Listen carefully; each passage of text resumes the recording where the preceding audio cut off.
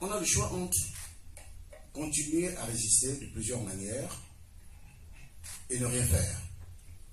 Nous avons choisi de continuer à résister. Nous avons choisi de continuer à nous battre. C'est vrai, nous ne sommes pas dupes. À la Commission européenne, c'est des fonctionnaires, certains sont carriéristes, nous le savons, mais en même temps, c'est justement pour prévenir une sorte de, j'allais dire, de laxisme de leur part que nous avons entrepris de donner cette conférence de presse pour que le monde entier sache. Parce que ce que nous disons aujourd'hui va avoir une portée grâce à vous, la presse, de manière à ce que le desk Afrique que nous allons rencontrer cet après-midi soit mis en face de ses responsabilités. Nous allons leur déposer un mémorandum qui va comporter 4 ou 5 points essentiels sur lesquels il faudra que l'Union européenne se penche. Il y a le problème des prisonniers politiques. En 2019, on ne peut pas concevoir qu'il y ait encore des prisonniers d'opinion. Il y a le problème des exilés, comme le disait Dorian tout à l'heure, et des réfugiés politiques, qui se retrouvent quasiment comme des apatrides, tout simplement à cause de leurs opinions. Il y a la mise en place de cette commission d'enquête internationale indépendante, qui est incontournable. Nous sommes en Belgique. Pour rappeler un souvenir douloureux, il y a quelques années, des attentats ont été commis ici, des attentats terroristes.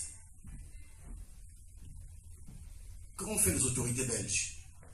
Elles ont d'abord essayé d'identifier les victimes, de les dénombrer, de les identifier, et ensuite d'essayer d'identifier les coupables, les auteurs de ces attentats. Nous sommes dans le même cas de figure. Plus grave, nous sommes victimes d'une espèce de terrorisme d'État, puisque c'est notre armée, avec notre argent, payé sur nos impôts, qui nous a tirés dessus, qui a tué nos enfants, qui a tué nos frères, qui a tué nos amis. Et là, la mise en place d'une commission d'enquête internationale est incontournable. Parce que déjà, il faut qu'on sache qui est mort. Qui sont les commanditaires? Qui sont les exécutants? Combien de personnes ont été tuées? Et pourquoi ont-elles été tuées? Vous savez, se taire, ce serait offrir une prime aux criminels et aux bourreaux. Fabien Merey l'a dit tout à l'heure, en prenant l'exemple de l'Afrique du Sud et de l'Inde. C'est parce que l'ANC s'est battue pendant de longues années qu'aujourd'hui on peut retracer l'ampleur des abominations commises par ce régime. Si l'ANC s'était résignée, on n'aurait pas su qui étaient les bourreaux. Et comme dit un proverbe bien de chez nous, tant que les éléphants ou les lions n'auront pas leurs propres historiens, les histoires de chasse tourneront toujours à l'avantage du chasseur. Tant que les lutteurs ne lutteront pas pour documenter comme on l'a fait ici, les régimes en place demain vont s'exonérer trop facilement de leurs responsabilités. Ils vont même essayer de passer pour les victimes. C'est d'ailleurs ce à quoi on a assisté en 2016. C'est eux qui, de manière préventive, ont saisi la CPI. Ce qui est curieux, c'est que le même régime s'est réjoui quand la CPI a décidé d'abandonner l'enquête. La presse proche du pouvoir s'est réjouie du fait que la CPI n'ait rien trouvé.